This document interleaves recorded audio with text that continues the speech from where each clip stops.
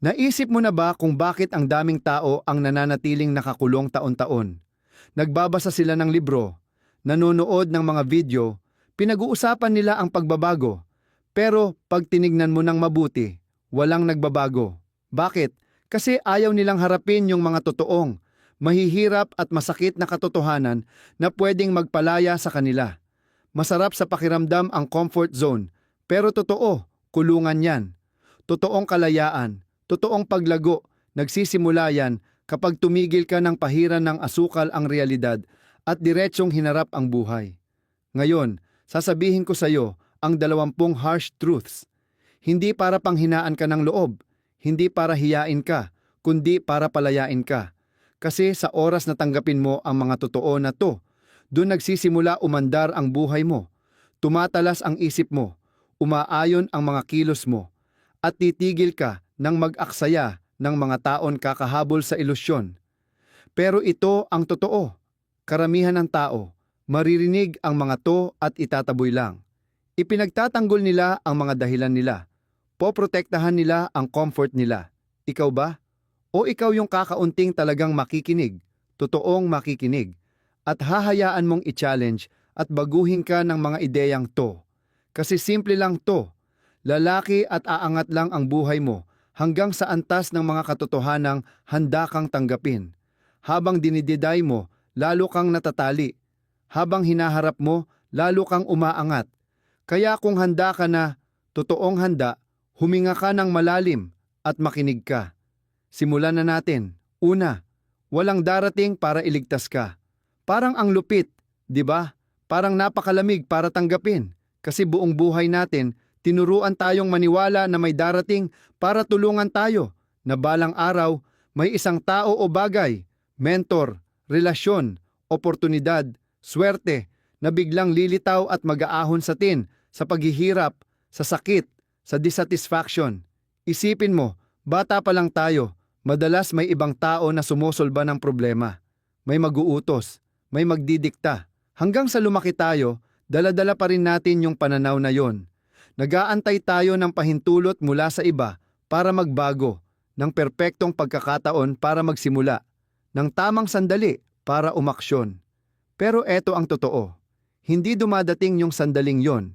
Hindi pelikula ang buhay, walang script na biglang may hero na papasok para iligtas ka sa sarili mo.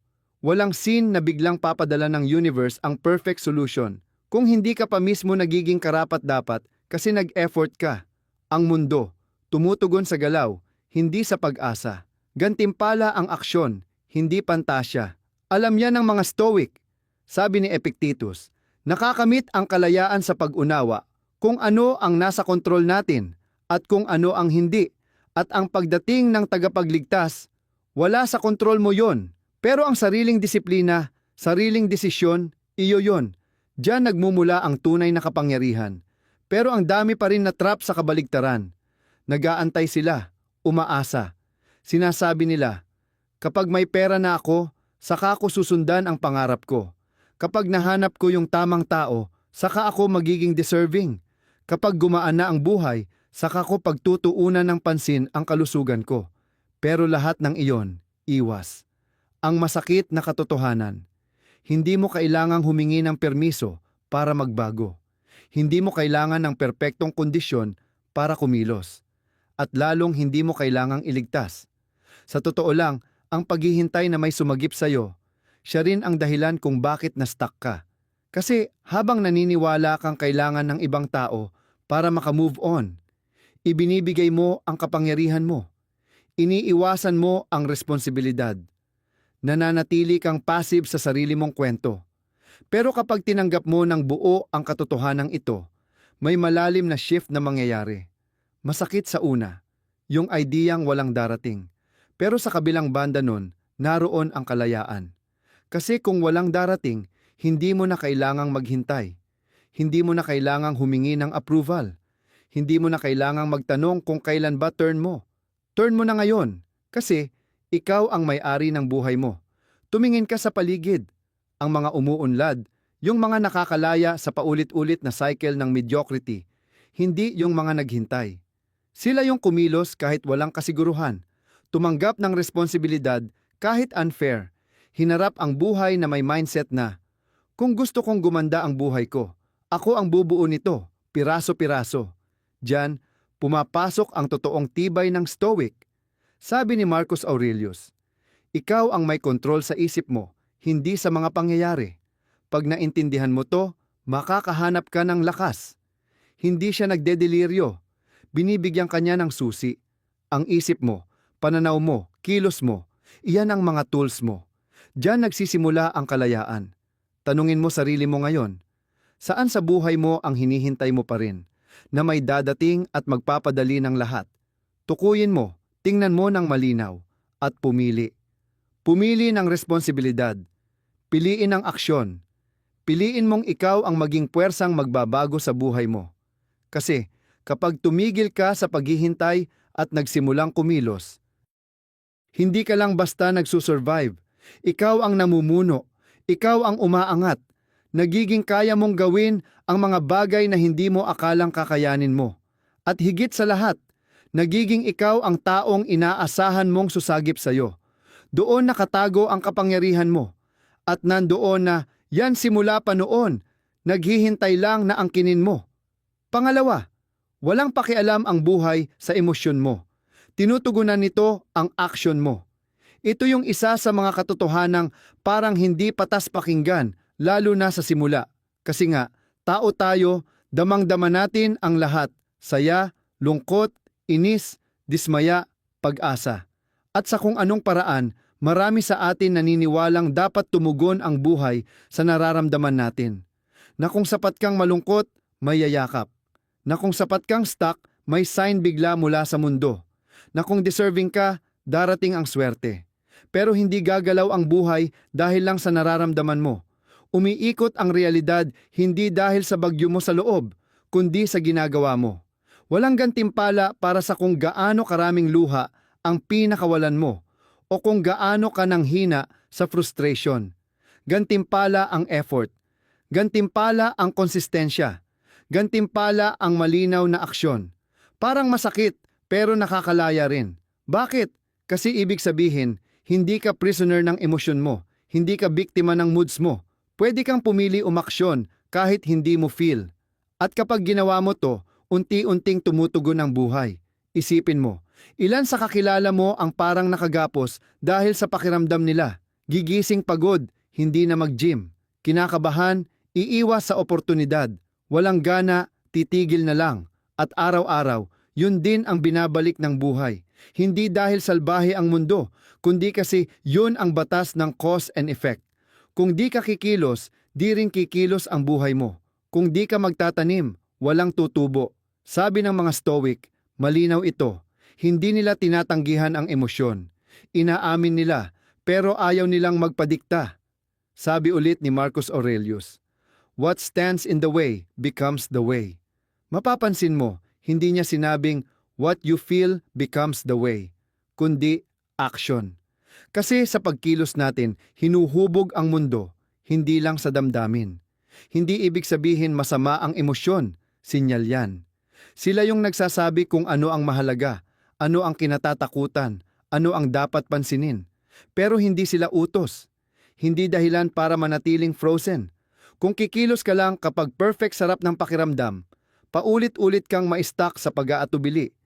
Ang susi, gumalaw pa rin. Sanayin ang sarili na kumilos kahit may discomfort. Kasi habang tumatagal, nababago ng disiplina ang relasyon mo mismo sa emosyon. Tignan mo rin to. Laging tinuturuan mo ang buhay kung ano ang dapat balik sa'yo base sa habits mo. Kung lagi kang umaatras pag kinakabahan, lumiliit ang mundo mo. Kung push forward ka kahit natatakot, lumalawak ang mundo mo. Ang buhay, hinahalili yung aksyon mo, hindi yung nararamdaman mo ng lihim. Diyan malupit ang Stoic na disiplina. Tinuturuan kang magpakita ng konsistensi at layunin.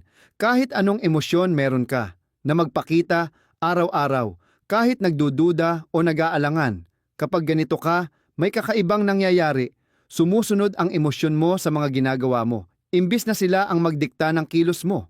Unti-unti, nagkakaroon ka ng kumpiyansa, ng tibay, ng pagiging grounded. Hindi kasi gumaan ang buhay, kundi kasi ikaw ang naging mas matatag. Ngayon, Tanungin mo sarili mo, saan sa buhay mo ang naghihintay ka munang maramdaman bago kumilos? Naghihintay ka bang ma-motivate bago simulan ang proyekto? Naghihintay ka bang maging ready bago magtakda ng boundaries? Naghihintay ka bang maging matapang bago habulin ang paglago? Paano kung baliktarin mo?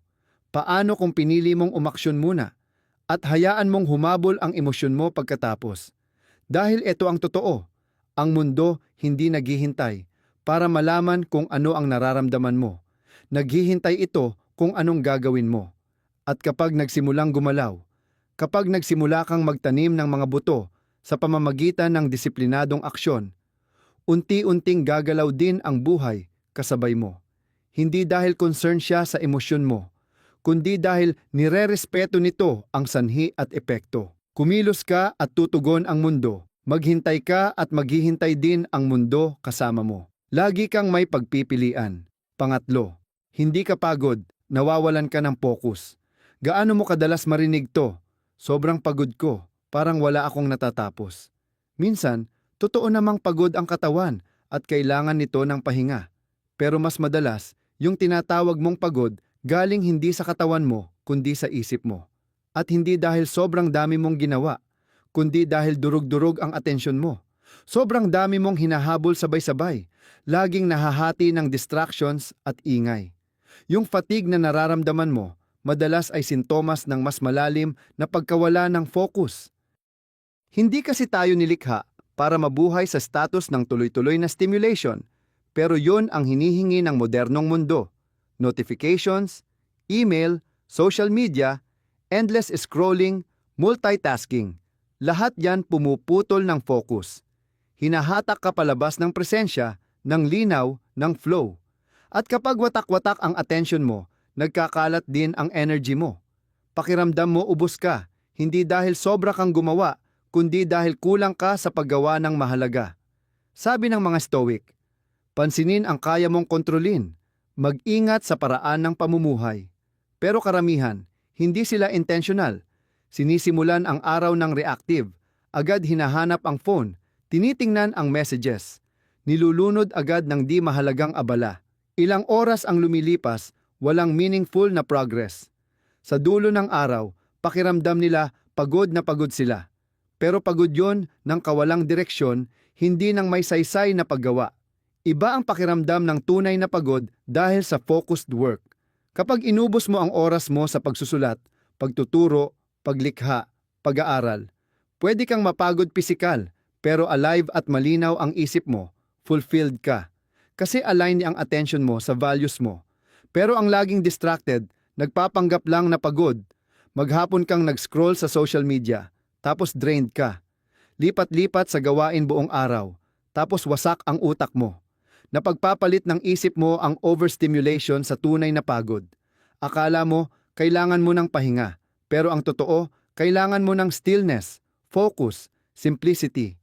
Isipin mo, paano kaya magbabago ang buhay mo kung babantayan mo ang attention mo kasing higpit ng pagbabantay mo sa pera mo o sa oras mo? Kung sisimulan mo ang araw sa tanong na, ano ba talaga ang mahalagang pagtuunan ng pansin ko ngayon? Kung aalisin mo ang ingay at magko-commit sa malalim, walang abalang trabaho. Totoo, karamihan sa pagod ng tao mawawala kasi kapag malinaw ang focus, natural dumadaloy ang energy. Kaya ang mga Stoic, hindi lang mental discipline ang pinapractice, pati environmental discipline. Deliberate sila kung ano ang pinapapasok nila sa espasyo at isip nila.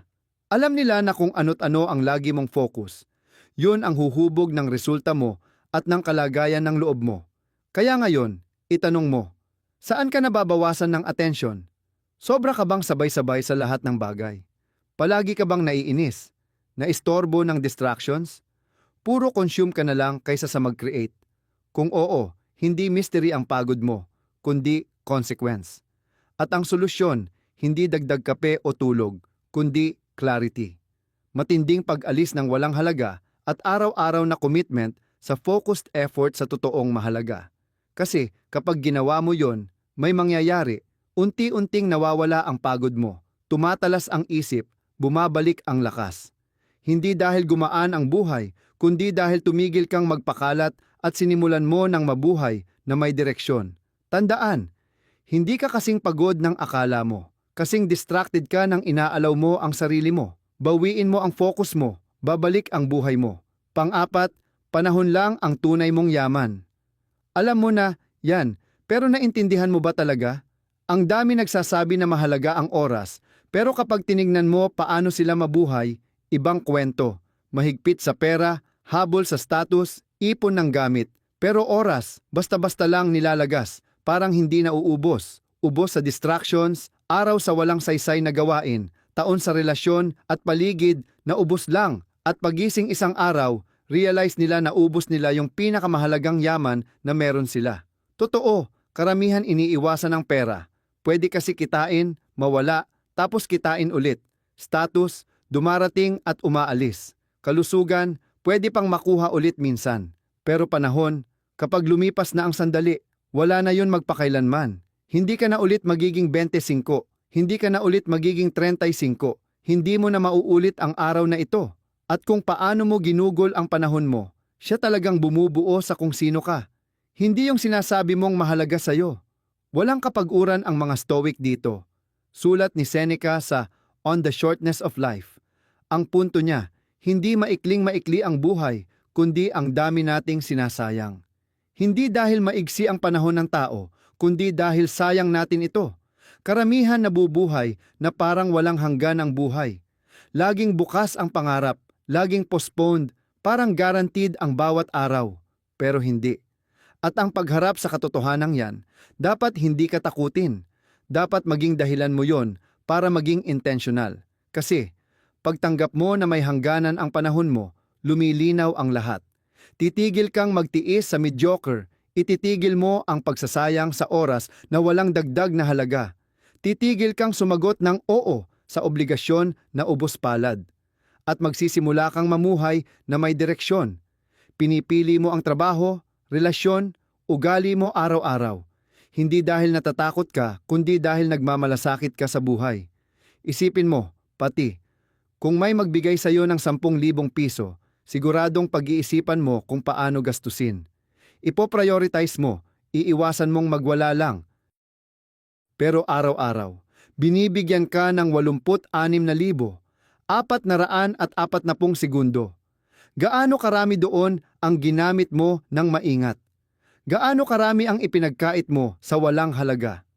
Isa sa pinakamalaking pagbabago sa buhay mo. Simulan mong tratuhin ang oras mo na parang ito ang hindi mapapalitang asset mo. Imagine mo, paggising mo every morning, isipin mo, hindi renewable resource ang araw na to. Hindi na ako magkakaroon ng araw na ganito. Paano ko ba mapapahalagahan to? Yung mindset pa lang, magbabago na yung buhay mo. At higit pa, mas mahalaga ang kalidad ng oras mo kaysa haba. Marami ang humahaba ang buhay, pero kulong naman sa habits, lunod sa distraction, walang connection sa layunin.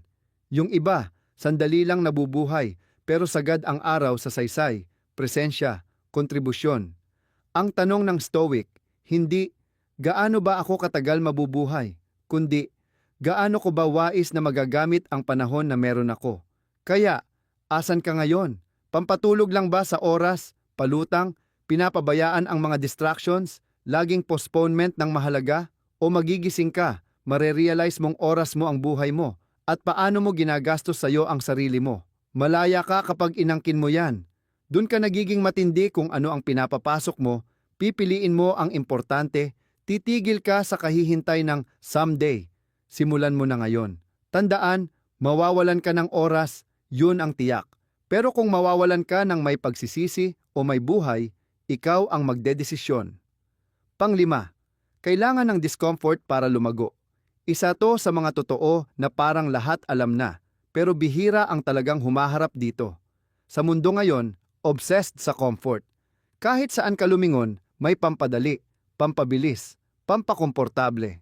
Instant food, instant entertainment, instant gratification. Sanayan na, pag hindi komportable, mali. Pag mahirap, baka di para sa'yo. Pero baliktad, dahil ang totoong paglago, yung tumatagal at mahalaga, galing sa discomfort. Isipin mo, alin ba talagang na-achieve mo na hindi mo pinaghirapan, hindi mo kinabahan, Hindi ka nag-alinlangan? May kahit anong skill ka bang natutunan na walang effort, walang uncertainty, walang takot, duda, o tinanggihan mo ba ang resistance? Wala, di ba? Magmula pagbuo ng skill, pag-angat ng kalusugan, pag-overcome ng adversity o paghilom mula sa setbacks. Lagi namang may discomfort na kasama. Dahil hindi pwedeng may lumalaking wala nang lumalagpas ka sa limit mo at by definition, hindi yon komportable. Seryoso ang mga stoic dito. Adversity hindi para sila parusahan, kundi para bigyan ng pagkakataon. Sabi ni Epictetus, ang mga pagsubok ay mga bagay na nagpapakita kung ano ang isang tao. Bakit? Kasi kapag sinusubukan ka, lumalabas ang karakter mo. Pag challenging ang buhay, dun mo nakikilala kung sino't ano ka talaga. Hindi pag madali, kundi pag mahirap.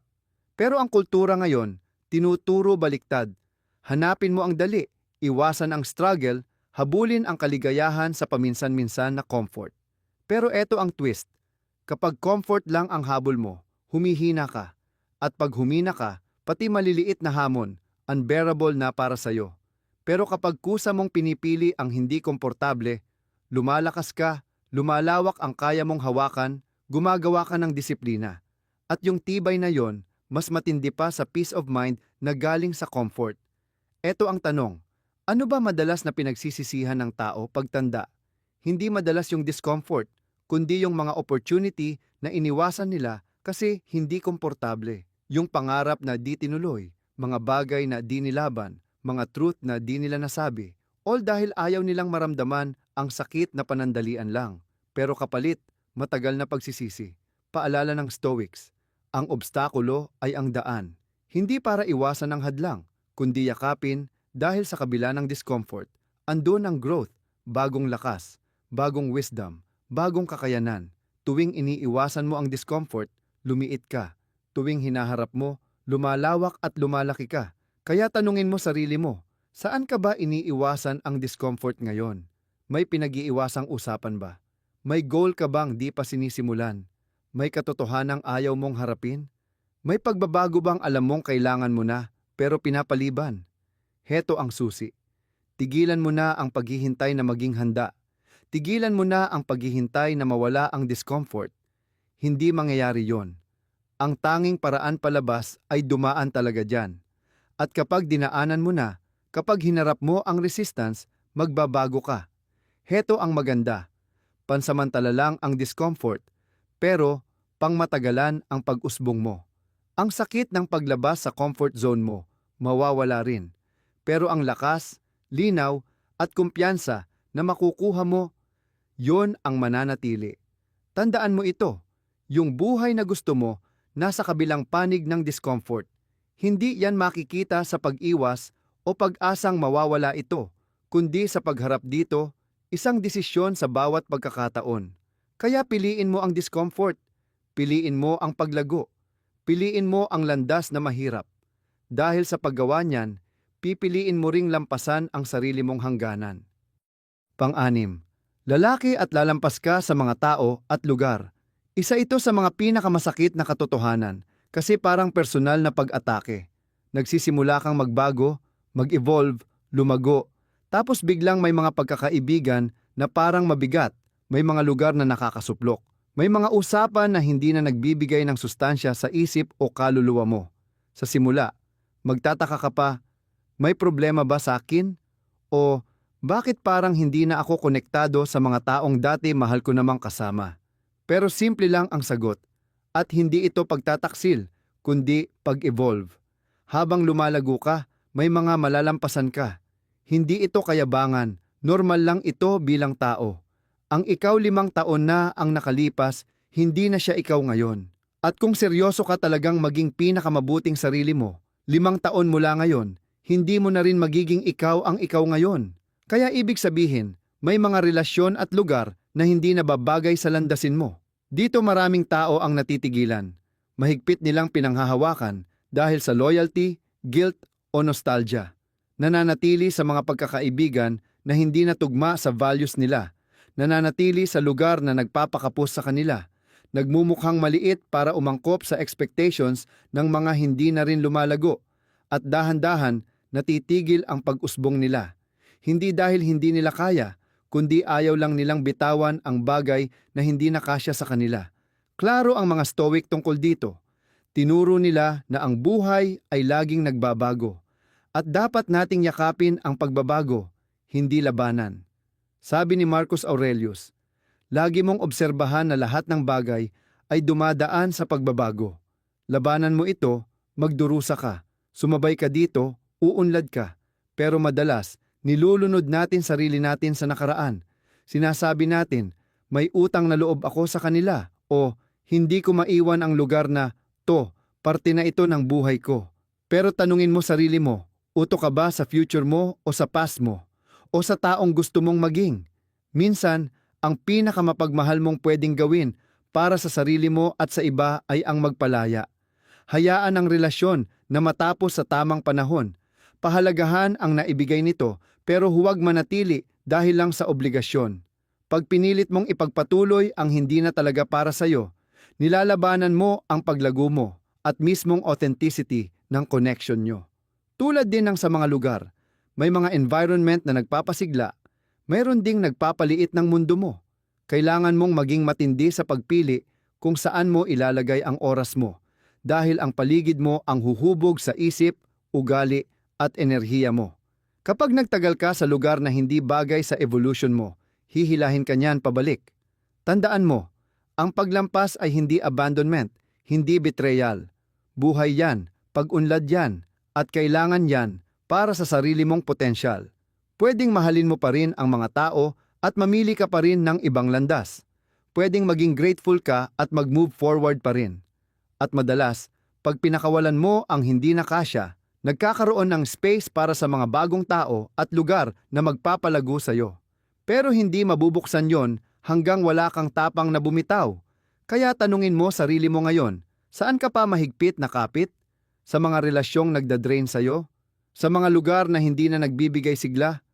Sa mga dating bersyon ng sarili mo na hindi na bagay sa taong gusto mong maging? Tandaan, hindi lahat ng tao kasama mo hanggang dulo at ayos lang yon. Yung iba, andyan lang para sa isang kabanata, isang lesson. Pahalagahan yon, pero huwag hayaang gapusin ka.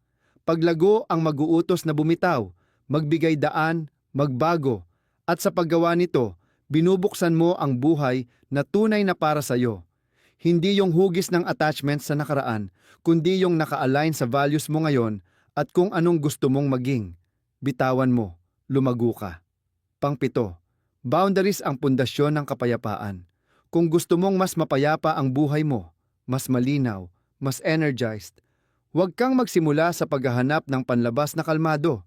Magsimula ka sa pag-set ng matitibay na boundaries. Kasi kapag wala kang boundaries, nawawala ang energy mo, magulo ang attention mo, at reactive ka sa araw-araw, hindi intentional. At mabilis, magiging magulo rin ang inner world mo. Madalas maling inintindi ang boundaries. Iniisip ng iba, parang pader yan, o kaya selfish. Pero kabaliktaran, boundaries ay acts of clarity, ng respeto, sa sarili mo at sa iba. Sa pag-set mo ng boundaries, tinuturo mo sa mundo kung paano dapat ka ituring. Anong papayagan mo, anong hindi, at saan mo ibibigay ang oras at energy mo. Pag wala kang boundaries, puro negotiation ang buhay. Palagi kang oo ng oo, kahit gusto mo sanang tumanggi, tinotolerate mo ang behavior ng ibang tao na nagpapahina sa'yo. Pinapatulan mo mga usapan na kumakain sa focus mo. At sa kalaunan, napupuno ka ng resentment. Hindi dahil unfair ang buhay, kundi dahil hindi mo pinahalagahan ang sariling hangganan. Alam ito ng mga Stoic, lalo na ni Epictetus.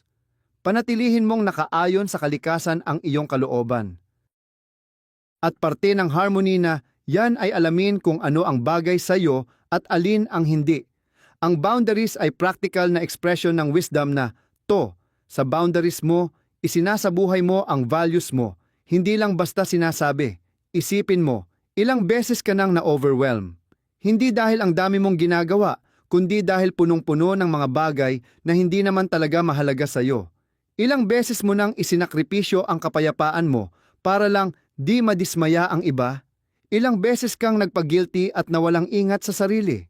Sa tuwing ginagawa mo yan, nadudurog ang energy mo, napupuno ang araw mo ng obligasyong hindi aligned sa tunay mong purpose at parang imposibleng magkapis. Hindi dahil kulang ka sa kakayahan, kundi kasi masyado mong pinapapasok ang labis sa buhay mo. Pero heto ang good news. Boundaries pwedeng bawiin. Pwede kang magsimula ngayon mismo. Nagsisimula ito sa linaw. Ano ba talaga ang mahalaga sa'yo? Anong klasing buhay gusto mong mabuhay? Anong energy gusto mong i-cultivate? Kapag malinaw sa'yo ito, mas madali ang pag-set ng boundaries. At importante rin, boundaries hindi tungkol sa pagkokontrol ng iba, kundi ng sarili mo. Yung choices mo, agreements mo, actions mo. Hindi mo mapipilitang irespeto ka ng iba, pero pwede mong piliin kung mananatili ka o hindi sa lugar na walang respeto. Sa una, uncomfortable talaga mag-set ng boundaries, lalo na kung sanay kang mag-please ng tao o iwasan ang conflict. Pero pansamantala lang yun, ang peace na makukuha mo, pangmatagalan. Kasi pag aligned ang buhay mo sa values mo, walang energy leakage, lumilinaw ang isip, gumagaan ang katawan, mas authentic ang mga relasyon mo. Hindi lahat matutuwa sa boundaries mo. May mga kukontra, may mag-Google trip sa'yo para bumalik ka sa dati. Pero tandaan, ang mga nakikinabang sa kawalan mo ng boundaries ay di talaga interested sa paglago mo. Ang loyalty mo dapat palagi sa pinakamataas mong sarili, hindi lang sa comfort o approval ng iba. Kaya ngayon, tanungin mo sarili mo, saang parte ng buhay mo kailangan mo ng mas matibay na boundaries? Saan ka pa oo ng oo, pero dapat sana hindi? Saan mo hinahayaan makain ng mga bagay ang oras, isip, at energy mo, mga bagay na walang kinalaman sa true well-being mo? Tandaan mo, hindi natatagpuan ang peace. Nililikha ito, at sa boundaries ang pundasyon niyan. Protektahan mo ang space mo, bantayan mo ang energy mo, pahalagahan mo ang values mo, at makikita mong ang peace, hindi mo kailangang hanapin kung saan-saan. Nasa loob mo na ito. Inaantay ka lang nitong angkinin mo. Piliin mo yon. Sa mga hangganang inilalagay mo ngayon, ikaw ay nagiging kung anong paulit-ulit mong ginagawa. Isa ito sa pinakamakapangyarihang katotohanan na maririnig mo at isa rin sa pinakamadaling balewalain dahil sa unang tingin, parang simple lang. Hinuhubog ka ng iyong mga nakagawian. Pero kapag tunay mong pinag-isipan ito, nababago ang lahat dahil ibig sabihin, hindi ka na-define ng mga intensyon mo, ng mga pangarap mo, o kahit ng potensyal mo. Nade-define ka bawat araw ng mga bagay na paulit-ulit mong pinipiling gawin. Tingnan mo ang buhay mo ngayon, ang mindset mo, katawan mo, mga relasyon mo, skills mo, antas ng kapayapaan mo. Lahat yon resulta ng mga araw-araw mong aksyon. Hindi yung mga malalaking dramatic moments, kundi yung maliliit, madalas hindi napapansing mga desisyon na ginagawa mo araw-araw. Sinasimulan mo ba ang mga umaga mo na may purpose o nadidistract ka lang? Pinapakain mo ba ang isip mo ng karunungan o ng ingay? Nagsasalita ka ba ng may intensyon o nagre-react ka na lang basta? Pinapagalaw mo ba ang katawan mo o pinapabayaan mo ito? Kinakaharap mo ba ang mga mahirap na katotohanan o iniiwasan mo sila? Bawat isa sa mga maliliit na pagpiling ito ay mahalaga dahil kung anong paulit-ulit mong ginagawa, yun ang nagiging ikaw. Hinuhubog niyan ang pagkatao mo, conscious ka man dito o hindi. Alam na alam ito ng mga Stoic. Paulit-ulit ipinaalala ni Marcus Aurelius sa sarili niya. Nagiging ikaw kung anong nililikha ng mga iniisip mo at ang mga yon ay nasasalamin sa kilos mo. Hindi mo pwedeng isiping magbago ang buhay mo. Kailangan mong kumilos para mangyari yon. Dito nalulugi ang karamihan. Minamaliit nila ang kapangyarihan ng mga maliliit na habit. Iniisip nila, isang beses lang naman akong hindi nag-workout. Isang gabi lang naman akong nag-scroll. Isang beses lang naman yung negative conversation. Pero pagkaulit-ulitin mo yon, minsan 2 beses, 100 beses, bigla na lang, yon na yung buhay mo. At totoo rin yan sa kabaligtaran. Isang maliit na disiplina na inuulit mo araw-araw, nagre-rewire ng isip mo. Isang araw-araw na pagpili na mag-grow, napapaipon hanggang sa magbago ka. Isang boundary na paulit-ulit mong itinataas, binabago nito ang relasyon mo. Hindi nabubuo ang pagkatao sa malalaking gestures, kundi sa di nakikitang pundasyon ng pang-araw-araw na ugali. Kaya maraming napipilitang parang stuck sa buhay. Hinahabol nila yung external na pagbabago, bagong trabaho, bagong relasyon, bagong lugar. Pero dala pa rin nila yung mga dating habit, dating pattern, kaya naiulit lang nila yung parehong buhay.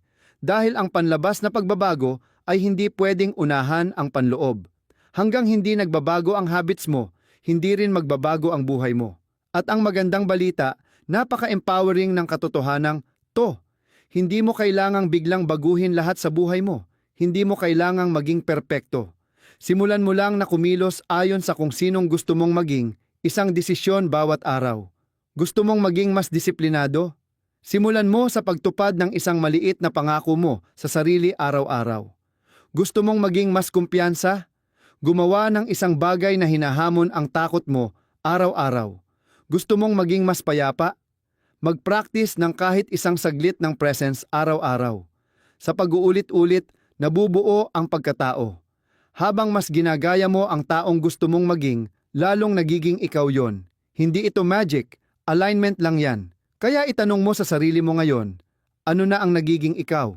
Kung may nakakakita sa habits mo, routines, pananalita, at focus, ano kaya ang iisipin nila tungkol sa future mo?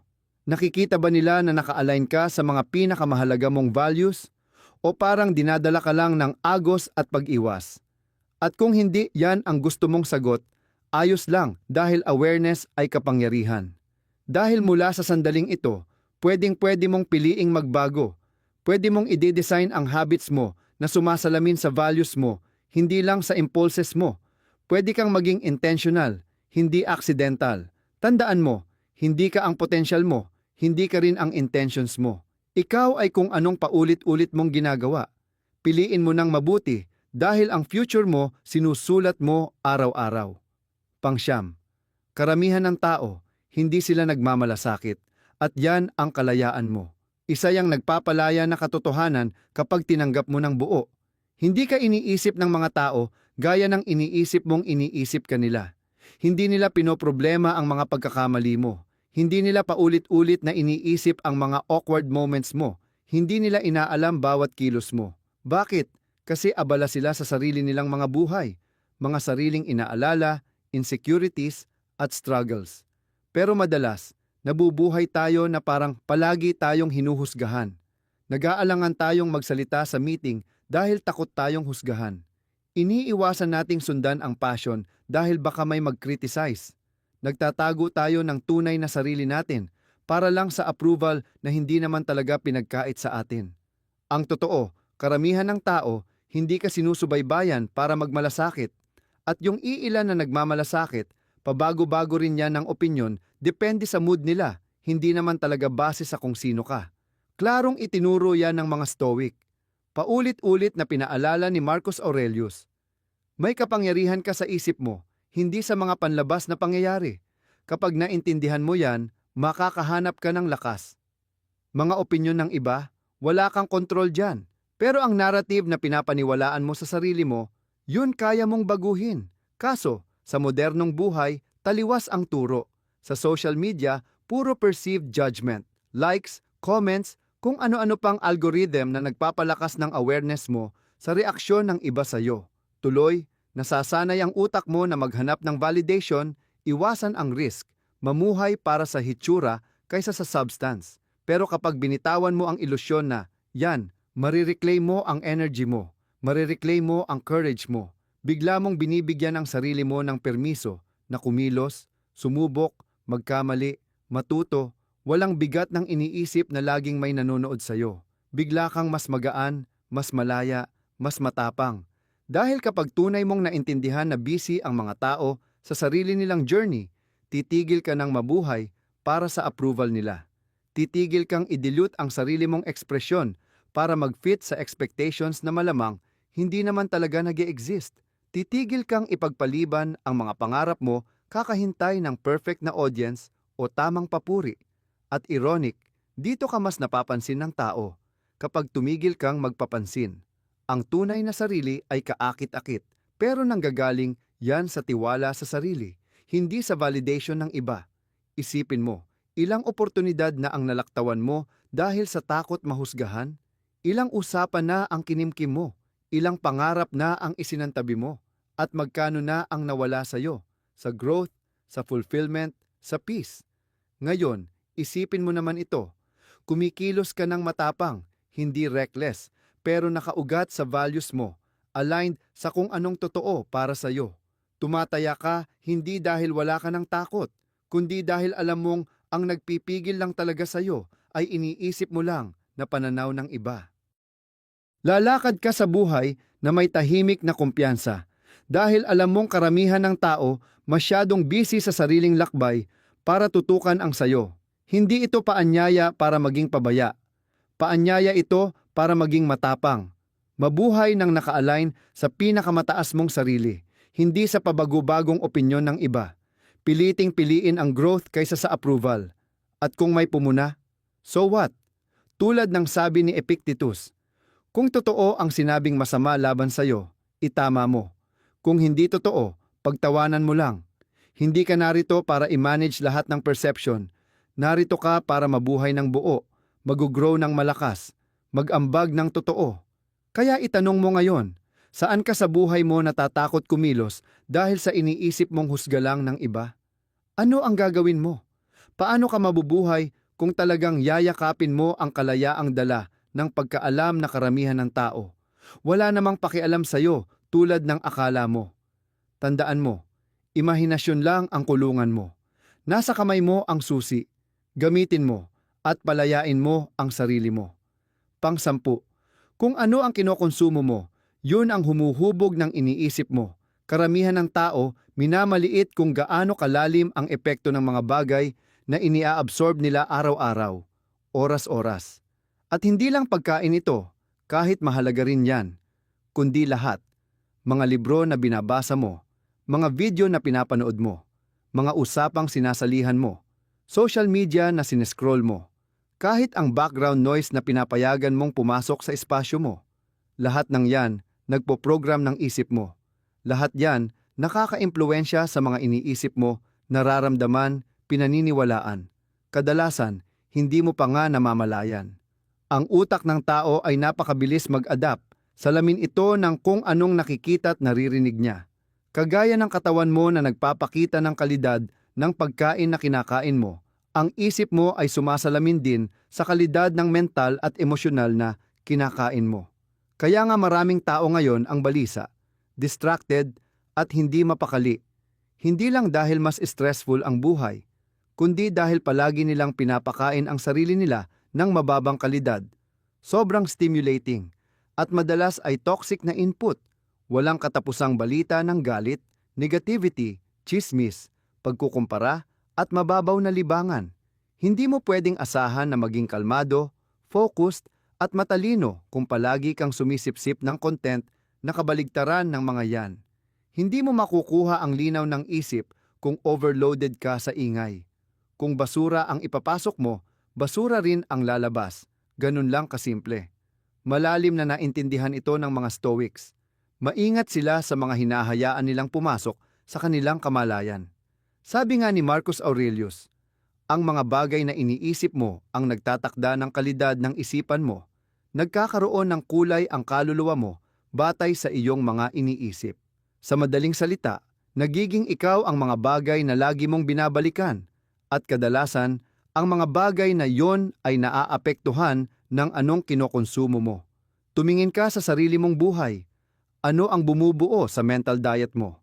Regular ka bang nagbabasa ng mga akdang humahamon at nagpapalawak sa iyong pag-iisip? Nakikipag-usap ka ba sa mga taong nagpapataas ng antas mo? Gumagamit ka ba ng media na nagpapalalim sa pagkaunawa mo sa mundo? O puro distraction at pagod lang ang dala? Hindi ito tungkol sa pagiging morally superior. Ito ay tungkol sa mental hygiene. Katulad ng hindi mo kakainin ang junk food araw-araw at asahang malakas ka pa rin, hindi mo rin pwedeng pakainin ng junk ang isip mo at asahang malinaw kang mag-iisip at mabubuhay ng may karunungan. At isa pa, hindi neutral ang consumption. Lahat ng pinapasok mo, pwedeng magpalakas o magpahina ng isip mo, pwedeng maglapit o maglayo sa kung sino gusto mong maging. Walang neutral na input. Kaya isa sa pinakamakapangyarihang uri ng paggalang sa sarili ay ang disiplina sa media diet. Hindi ito tungkol sa pagtakbo sa realidad, kundi ang pilian kung ano ang karapat-dapat bigyang puwang sa isip mo. Ruthless filtering ang kailangan, at dapat bantayan mo ang mental environment mo na parang binabantayan mo rin ang pisikal mong kapaligiran. Isipin mo to, kung ang isip mo ay parang hardin, ano ang itatanim mo rito araw-araw? Mga binhi ba ng karunungan, curiosity, at tapang, o mga damo ng takot, pagkumpara, at distraction? Ano ang aanihin mo bukas ay depende sa itinanim mo ngayon. Kaya hamunin kitang i-audit ang inputs mo. Tingnan mo kung ano talaga ang palagi mong kinokonsumo, hindi lang paminsan-minsan. At tanungin ang sarili, nakakatulong ba ito para maging mas matalino, mas matatag, mas panatag ako? O pinapakain lang nito ang anxiety, distraction, at mababaw na pag-iisip? At tandaan, mas may kontrol ka kaysa iniisip mo. Pwedeng-pwede mong piliin at ayusin ang paligid mo. Pwede mong limitahan ang mga bagay na nakakapagod at dagdagan yung nag-nourish sa'yo. Pwede kang magdisenyo ng mental diet na sumusuporta sa pinakamataas mong values.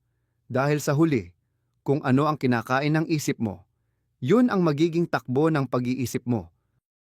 At kung ano ang iniisip mo, yun ang magiging ikaw. Piliin mo ang inputs mo. Piliin mo ang future mo. Pang-11, ang disiplina ang magdadala sa'yo kung saan hindi ka kayang dalhin ng motivation. May isang karaniwang bitag na dahilan kung bakit maraming tao ang nauudlot. Akala nila kailangan munang makaramdam ng motivation bago kumilos. Hinihintay nila ang inspirasyon. Pinipigilan muna ang sarili. Hinihintay ang tamang mood. Sinasabi nila, kapag handa na ko, doon ako magsisimula. Pero ang totoo, panandalian lang ang motivation. Parang kidlat, hindi gasolina. Kung aasa ka dito, palagi kang hindi consistent dahil wala kahit sinong tao. Kahit yung mga pinakamatagumpay na hinahangaan mo, na motivated all the time. Ang nagpapalayo sa mga taong umaabot sa extraordinary na buhay mula sa mga nangangarap lang ay hindi motivation kundi disiplina. Kakayanang magpakita araw-araw, lalo na kung ayaw mo, tapusin ang gawain kahit walang nanonood, panindigan ang commitments sa mga mahihirap na araw, hindi lang sa madadali. Alam din ito ng mga Stoics. Hindi nila pinapaganda ang passion o hype, mas pinapahalagahan nila ang steadiness. Sabi ni Seneca, mas marami tayong tinitiis sa imahinasyon kaysa sa totoong buhay. Ibig sabihin, mas malaki ang mental resistance bago kumilos kaysa sa mismong pagkilos. Ang antidote? Disiplina. Gawin ang susunod na tamang hakbang kahit anong nararamdaman mo. Hindi ibig sabihin na magmukha kang robot o itanggi ang emosyon mo, kundi matutong masterin ang relasyon mo sa kanila. Feelings ay parang bisita lang, dumarating at umaalis. Pero ang disiplina, desisyon mo siya na pwede mong ulitin kahit anong mood ang dumating sa araw na yon. Isipin mo ang kahit anong bahagi ng buhay mo na talagang umunlad ka. Naganap ba ito dahil lagi kang motivated? O dahil kahit sa mga araw na tinatamad ka, gumalaw ka pa rin? Ang writer na nakakatapos ng libro, hindi dahil araw-araw inspired siya, kundi dahil sumusulat siya kahit mabagal ang salita. Ang atleta na nag-transform ang katawan, hindi dahil gusto niya lahat ng workout, kundi nag-training siya kahit abala siya. Ang negosyante na nagtaguyod ng matagumpay na negosyo, hindi dahil palaging exciting, kundi dahil present siya kahit may uncertainty, setbacks, at pagkabagot. Ito ang pagkakaiba ng disiplina. Nagpapalakas ito ng momentum. Sa tuwing kumikilos ka, kahit anong nararamdaman mo, tumitibay ang tiwala mo sa sarili. Napapatunayan mo sa sarili mong mapagkakatiwalaan ka. At ang kumpiyansang ito, walang external motivation na kayang tularan. Ang irony dito, kapag tumigil kang maghintay ng motivation at nagsimulang mag-build ng disiplina, mas nagiging motivated ka. Dahil ang momentum ay nagbibigay ng enerhiya, ang pagkilos ay nagbibigay ng linaw, Ang simpleng pagsisimula ng paulit-ulit ay mas nagbibigay ng pagbabago sa estado ng isip mo kumpara sa paghihintay ng tamang pakiramdam. At ulitin, hindi ito tungkol sa pagiging perpekto. Magkakamali ka, may off days, madadaanan mo yan. Pero ang disiplina ay kung anong ginagawa mo most of the time, yung mabilis kang bumalik sa tamang landas kapag napaligaw, yung pinapanatili mo ang standard mo kahit hindi flawless ang execution. Kaya tanungin mo sarili mo, saan ka naghihintay ng motivation sa buhay mo? Anong pangarap, habit o goal ang pinuspone mo? Kasi sinasabi mong, kailangan ko munang maging handa. At paano kaya kung titigil ka sa paghihintay? Kung kumilos ka na may disiplina simula ngayon? Tandaan mo, maganda ang motivation kung nandyan, pero hindi ito maaasahan. Ang disiplina, siya ang tunay na kalayaan. Pinalalaya ka nito mula sa pabago-bagong emosyon. Binibigyan ka ng kapangyarihang lumikha ng buhay na may bigat at integridad. Kaya piliin mo ang disiplina. Buuin mo ito kahit sa maliliit na hakbang. Abutin mo kung saan hindi ka kayang dalhin ng motivation lang. Pang-12, hindi mo kailangang kontrolin ang lahat para makamit ang kapayapaan. Natural lang na gustuhin nating kontrolin ang mga bagay-bagay. Hinahanap natin ito sa routines, sa relasyon, sa mga plano natin sa hinaharap. May parte ng isip natin na naniniwala, kung makokontrol ko lang lahat ng nangyayari, saka ako makaka-relax, saka ako magiging ligtas. Pero eto ang irony. Habang mas pilit mo kontrolin, mas lumalaki ang kaba mo. Kasi ang buhay mismo, sa mismong essence nito, ay unpredictable. Hindi mo pwedeng kontrolin ang ibang tao, hindi mo mapipilit ang mga resulta, hindi mo makokontrol ang bawat liko ng biyahe mo. At habang mas nagpipilit kang kumapit, mas lumalaban ang buhay. Nagsisimula kang mag-micromanage ng mga sitwasyon. Iniisip mo kung anong tingin ng iba. Inuulit-ulit mo sa isip ang mga pag-uusap para ma-edit mo pa sana. Iniisip mo na agad ang mga posibleng mangyari sa hinaharap kahit wala pa namang nangyayari. Sa paggawa mo nito, napapagod, nauubos ka, mentally, emotionally, spiritually. Klarong nakita ito ng mga Stoiko. Itinuro ni Epictetus. May mga bagay na kontrolado natin at may mga bagay na hindi. Ang karunungan ay nasa pagkilala ng kaibahan nila at ang kapayapaan ay matatagpuan sa pagsunod ng iyong pagsisikap ayon sa karunungang iyon. Hindi ito nangangahulugan ng pagiging pabaya o pagsuko. Ang ibig sabihin ay gawin mo ng buo at tapat ang iyong bahagi, pero bibitawan mo ang pagkapit sa mga hindi mo na kayang impluwensyahan. Sagutin mo ang responsibilidad sa iyong mga kilos, sa iyong pag-iisip, sa iyong integridad, at hayaan mo ang buhay na umikot kung paano ito gusto ng tadhana. Isipin mo ito. Ang pagtatangkang kontrolin ang buhay ay parang pagsubok na hawakan ang tubig gamit ang nakasaramong kamao. Habang lalong hinahawakan, lalong dumudulas. Pero kapag ibinuka mo ang iyong palad, ang tubig ay maaaring humimlay ng natural. Ganon din sa buhay, kapag binitiwan mo ang pagkahumaling na kontrolin, mas malaya ang pagdaloy ng mga bagay-bagay. Sumasabay ka na kaysa sumasalungat. Mahalaga ito lalo na sa mga relasyon. Hindi mo kayang kontrolin kung paano mag-isip, makaramdam, o kumilos ang iba. Pwede kang magpahayag ng malinaw, magtakda ng hangganan, kumilos ng may integridad. Pero lagpas doon, responsibilidad na nila ang mga sagot nila. Kapag pinilit mong kontrolin ang iba, pilitin silang magbago, o ipakita sa kanila ang pananaw mo, lumilikha ka ng tensyon at frustrasyon. Pero kapag binitiwan mo ang pangangailangan na iyon, nagbibigay ka ng puwang para sa tunay na koneksyon, pagtanggap at kapayapaan. At ito'y totoo rin sa sarili mong paglalakbay. Hindi mo makokontrol lahat ng kinalabasan. May mga plano talagang magwawasak. May mga pagsisikap na hindi magbubunga ayon sa inaasahan. Andays lang yan. Ang mahalaga ay kumilos ka ayon sa iyong pinaniniwalaan, hindi para masigurado ang nais mong resulta. Hindi mo matatagpuan ang kapayapaan sa pagkakaroon ng lahat ng gusto mo, kundi sa pagkakaalam na anuman ang mangyari, kakayanin mo. Ang halaga mo ay hindi nakatali sa mga bagay na panlabas. Ang katahimikan ay nagmumula sa loob mo, hindi mula sa perpektong sitwasyon. Tanungin mo ang sarili mo, saan ka masyadong kumakapit? Ano ang pilit mong kinokontrol na hindi mo naman kontrol? Ano kaya ang magbabago kung bibitawan mo ang kapit na yon at tumuon sa kaya mo talagang impluwensyahan? Tandaan mo, ang pagsuko ay hindi kahinaan, ito ay karunungan. Matandang pag-unawa na ang buhay ay masyadong malawak at masyadong pabago-bago para kontrolin, pero pwedeng galugarin ng malinaw, mahinahon, at matatag. Pag hindi mo na kailangang kontrolin lahat, gumuguhit ka ng puwang para pumasok ang kapayapaan.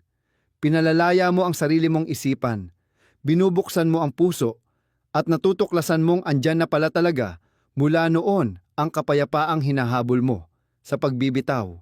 Piliin mo yan, mas malapit ito kaysa iniisip mo. Pang-13, itinuturo mo sa tao kung paano ka dapat tratuhin. Isa ito sa pinakamakapangyarihan at minsan ay mahirap tanggapin na katotohanan sa buhay. Hindi mo laging makokontrol ang asal ng ibang tao, pero sobrang kaya mong kontrolin kung ano ang tinatanggap o pinapayagan mo. Sa mga kilos mo, salita, hangganan o kakulangan nito, itinuturo mo sa iba kung ano ang tatanggapin mo sa mundo mo, at nangyayari ang pagtuturong ito palagi kahit hindi mo namamalayan. Sa tuwing hinahayaan mong hindi masita ang kawalang galang, tinuturo mong pwede nila iyon gawin sa'yo. Sa tuwing napapagod kang walang limitasyon, tinuturo mong palaging libre ang iyong oras at lakas. Kapag tinatahimik mo ang pangangailangan mo para iwas gulo, tinuturo mong hindi mahalaga ang mga pangangailangan mo. Pero kabaligtaran, tuwing pinanindigan mo ang hangganan mo, nagtuturo ka ng respeto. Sa tuwing malinaw kang magsalita, itinuturo mong mahalaga ang boses mo. Tuwing umaalis ka sa toxicity, itinuturo mong hindi pwedeng galawin ang kapayapaan mo. Sabi ng mga Stoiko, maging mapagparaya sa iba, pero maging mahigpit sa sarili. Hindi ito pagiging malupit, ito ay tungkol sa integridad. Hindi mo makokontrol ang ugali ng mga tao, pero kailangan mong kontrolin ang mga sarili mong batayan. Madalas, nauuwi tayo sa pag-asang mauunawaan tayo ng iba, nag-aabang ng kabutihan, umaasa ng pag-unawa. Pero ang pag-asa ay hindi estratehiya. Kalinawan ang kailangan, at ang linaw ay nakikita sa palagiang aksyon. Isipin mo ang isang relasyon mo na pakiramdam mo ay hindi ka nakikita o pinapahalagahan. Itanong mo, naipahayag mo ba ng malinaw ang hangganan mo? Naipatupad mo ba ito palagi o nagbigay ka ng magkahalong mensahe at hinayaan ang mga paglabag sa pinapahalagahan mo? Hindi ito para magturo ng sisi, kundi para akuin ang responsibilidad. Ikaw ang tagabantay ng buhay mo. Ang mga pamantayang sinusunod mo ang nagtuturo sa iba kung paano makisalamuha sa iyo. At kapag tuloy-tuloy nalalabag ng tao ang hangganan mo kahit malinaw mo na itong sinabi, nagsasabi iyon ng respeto nila sa iyo at nagbibigay ng impormasyon para gumawa ka ng desisyong naaayon sa sarili mo. Hindi madaling magtakda at magpatupad ng hangganan sa simula, lalo na kung sanay kang mag-please ng tao o umiwas ng conflict. Pero ang pagkailang ay pansamantala, samantalang ang paggalang sa sarili ay pangmatagalan. Sa kalaunan, may nangyayaring makapangyarihan, nagbabago ang mga relasyon mo. Ang mga hindi kayang igalang ang hangganan mo, kusa nang nawawala. Ang mga kaya, lalo pang lumalalim sa pagiging totoo at mutual respect. Ito ang pundasyon ng malusog na relasyon, hindi mga dinasabi o lihim na inaasahan, kundi malinaw, mulat na kasunduan, at nagsisimula ito sa iyo. Kapag ginagalang mo ang sarili mong hangganan, iniimbitahan mo rin ang iba na gawin yon. Nagsisilbi kang modelo ng pagpapahalaga sa sarili at integridad. Kaya tanungin mo ngayon ang sarili mo. Saan ka nagtuturo ng maling leksyon? Saan ka pumapayag sa pag-uugali na nagpapalubog sa iyo? Saan ka hindi pinanindigan ang sariling pamantayan? At mas mahalaga, ano ang pwede mong piliin ngayon para makapagturo ng panibagong leksyon? Mga aral tungkol sa respeto, linaw, at pagpapahalaga sa sarili. Tandaan, Babagsak o tataas ang mga tao base sa pamantayang palagi mong pinapairal. Ituro mo ito ng maayos, hindi sa pamimilit, kundi sa halimbawa. Sa tahimik pero matibay na mensaheng ipinaparating ng hangganan mo. Ito ang paraan ng pagpaparangal ko sa sarili ko, at wala akong aasahan kundi yun din mula sa nakapaligid sa akin. Piliin mo ang antas ng paggalang na yan sa sarili mo, ituro, at panoorin kung paano nagbabago ang buhay mo. Pang-14, karamihan ng payo ay refleksyon ng nagsasalita, hindi ng katotohanan. Sa mundo ngayon na napupuno ng opinyon, libro, podcast, social media at iba-ibang boses na nagsasabi kung ano ang dapat gawin at paano mamuhay, madaling makalimot ng isang mahalagang katotohanan. Mas madalas na ang payo ay mas nagsasalamin sa nagbibigay nito kaysa isang universal na katotohanan. Ang tao ay laging nagmumula sa sarili nilang lente, batay sa kanilang pagpapalaki, sugat, paniniwala, limitasyon, halaga at takot. Ipinapasa nila kung ano ang gumana sa kanila o anong sa tingin nilang gagana o kung minsan kung ano ang hinangad nilang nagawa nila. At kung tatanggapin mo lang basta-basta ang payo ng walang pag-aanalisa, malamang na mabubuhay ka sa buhay na hindi iyo talaga. Malinaw ito sa mga Stoiko. Itinuro ni Epictetus. Unahin mong kilalanin kung sino ka bago mo palamutiin ang sarili mo. Ibig sabihin, linangin mo muna ang pagkakakilala sa sarili bago basta sumunod sa sinasabi ng iba. Pag wala kang sariling pundasyon, madali kang magpabago-bago, laging sinusundan ang paglalaban-labang payo, laging nagdududa sa sarili, at nawawala ang sariling direksyon. Madalas ito mangyari ngayon. May isang taong nagsasabing, mag-resign ka sa trabaho at sundan ang passion. Ang isa naman, maging praktikal at mag-ingat ka. Ang isa, disiplina ang lahat. Ang isa pa, sumabay sa daloy at magpakasakop. Sino ang tama? Depende kung sino sila, nasaan sila sa buhay, at ano ang pinapahalagahan nila. Hindi ibig sabihin na walang silbi ang payo. Sa kabaligtaran, madalas nanggagaling ang karunungan sa pag-aaral sa karanasan ng iba. Pero kailangan ng kakayahang pumili. Dapat mong salain ang payo batay sa sarili mong halaga, panahon ng buhay, at natatanging landas. Madalas nahuhulog ang tao sa bitag na porket tiwala sa sarili ang nagsasabi ng payo. Totoo na agad iyon, o dahil magaling sila sa isang larangan. Akala mo na lahat ng pananaw nila ay tama rin para sa iyo. Pero ang kumpiyansa ay hindi laging karunungan, at ang tagumpay sa isang bagay ay hindi laging nangangahulugan ng mastery sa lahat. Minsan payo ang pinakakatakatakot. Projection lang. Yung tao na sumuko sa pangarap nila ay naguudyok sa iyo na maging realistic. Hindi dahil iyon ang pinakamabuti para sa iyo, kundi para maibsan ang sarili nilang panghihinayang. Yung taong nabubuhay sa panganib, baka hikayatin kang maging mapusok, hindi dahil iyon ang tugma sa halaga mo, kundi para suportahan ang pagkakakilanlan nila. Dito mahalaga ang pagkilala sa sarili. Habang lalo mong kilala kung sino ka, ano ang batayang pinapahalagahan mo, ang pananaw mo sa buhay, at mga prioridad, mas madali nang pumili anong payo ang tumutugma sa iyo at alin ang hindi na. Hindi mo kinukuha ang bawat opinyon na parang banal na utos. Nakikinig ka ng bukas pero may pagpipili. Nanatili kang interesado pero nakatuntong sa lupa. At nagdadala rin ito ng kababaang loob. Katulad ng iba na nagsasalita mula sa sariling lente, gayon din tayo. Ang katotohanan mo ay hindi ang katotohanan. Sa sandaling matutunan mo iyon, mas nagiging bukas ka sa pag-uusap, paglago at pagkatuto nang walang pagpilit o pagdepensa. Kaya itanong mo, anong mga payo na lang basta-basta mong tinanggap, hindi pinag-isipan? Nabubuhay ka ba ayon sa tunay mong pinaniniwalaan o ayon sa inaasahan o paniniwala ng iba? Saan mo kailangang balikan ang sarili mong kalinawan sa halip na ipaubaya ang mga desisyon mo sa mga boses sa labas? Tandaan mo ito, kadalasan, ang payo ng iba ay mas sumasalamin sa kanila kaysa sa katotohanan. Piliin mong maging mapanuri, ilapat ang sarili mo sa lupa, at ipamuhay ang buhay mula sa sarili mong paniniwala. hindi mula sa hiniram na pananaw ng iba. Dahil sa dulo, ang buhay ay iyo at iyo lang. Pumili kang hubugin ito ng may malay. Pang-15, ang sobra-sobrang pag-iisip ay isang uri ng sabotahe sa sarili. Madalas mong sabihin sa sarili mong, nag-iingat lang ako, o pinaplano ko lang ng mabuti, o nagiging responsable lang ako. Pero kung tutuusin, alam mo naman sa loob-loob mo kung kailan lumalagpas ang pag-iisip sa sobrang pag-iisip. Kung kailan ito tumitigil na maging kapaki-pakinabang at nagsisimula kang maparalisa. At heto ang masakit na katotohanan. Ang overthinking ay hindi karunungan, depensa lang yan.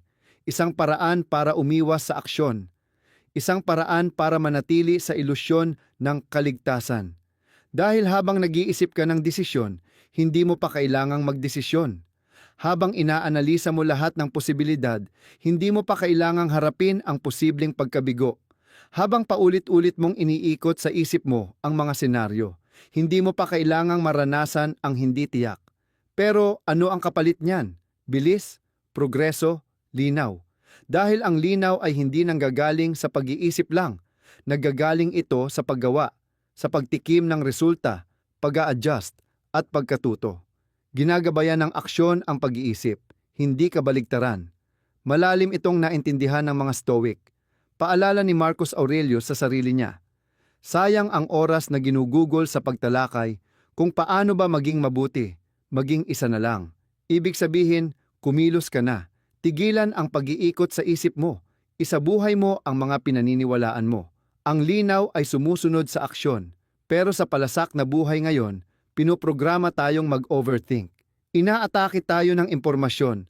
Bawat desisyon parang bigat na bigat. Takot tayo magkamali, kaya walang tigil na research, pag-aanalisa, paghahambing, pagdadalawang isip. Pero ang buhay, hindi yan teorya. Kailangan yan ng galaw. Ito pa ang hindi alam ng karamihan. Kadalasan, nagkukubli sa likod ng sobrang pag-iisip ang mas malalim na takot. Takot ma-judge, takot sa kapintasan, takot mawalan. Niloloko tayo ng isip natin na para bang siguradong sigurado ka kapag mas inisip mo pa. Pero ang totoo, bihira ang kasiguraduhan at kung hihintayin mong dumating yon, tiyak ang pagkaburo. Balikan mo nga, kailan ka huling kumilos matapos ang linggo o buwang sobrang pag-iisip? Ilang beses na bang mas naging madali, klaro, o kayang-kaya naman pala kaysa inisip mo? Pinalalaki ng isip ang mga takot na kadalasan ay natutunaw lang ng paggawa at pati kumpiyansa, kinakain ng overthinking. Kapag mas tumatagal kang namimili-mili, mas lumalaki ang pagdududa, nanghihina ang tiwala mo sa sarili at ang pinakapangarap mong makuha, isang matalinong desisyon, lalo pang nagiging mailap. Ano ngayon ang gamot? Aksyon. Di perpekto pero matapang at sapat na may kaalaman. Hindi mo kailangang alam na lahat bago magsimula. Kailangan mo lang magsimula para maintindihan. Bawat hakbang, mas matututo ka kaysa sa walang katapusang teorya. Heto ang bagong mindset.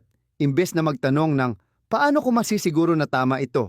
Subukan mong itanong, ano ang susunod na pinakamagandang hakbang na kaya kong gawin batay sa alam ko ngayon? Tapos, gawin mo na. Suriin, baguhin, umulit, hindi ito padalos-dalos. Karunungan ito na gumagalaw. Dahil ang buhay, binibiyayaan ang mga handang sumubok, hindi lang yung nagmumuni-muni sa gilid. Kaya tanungin mo sarili mo, saan ka na-stuck sa overthinking? Anong desisyon, aksyon, o pag-uusap ang patuloy mong pinagpapaliban habang sinasabi mong, kailangan ko pa ng konting panahon para mag-isip? Ano kaya ang magbabago kung piliin mong kumilos? Tandaan, overthinking ay self-sabotage. Akala mo productive ka, pero talagang iniiwasan mong mabuhay. Piliin mo ang aksyon, piliin mo ang momentum, piliin mong mamuhay, hindi lang pag-isipan ang pamumuhay. Nasa kabila ng pagkilos ang iyong linaw, kumpiyansa, at paglago. Simulan mo na. Pang-16, hindi ka gagaling sa lugar kung saan ka nasaktan. Masakit man, pero mapapalaya ka kapag tinanggap mo ito ng totoo. Minsan, ang paggaling ay nangangailangan ng pag-alis.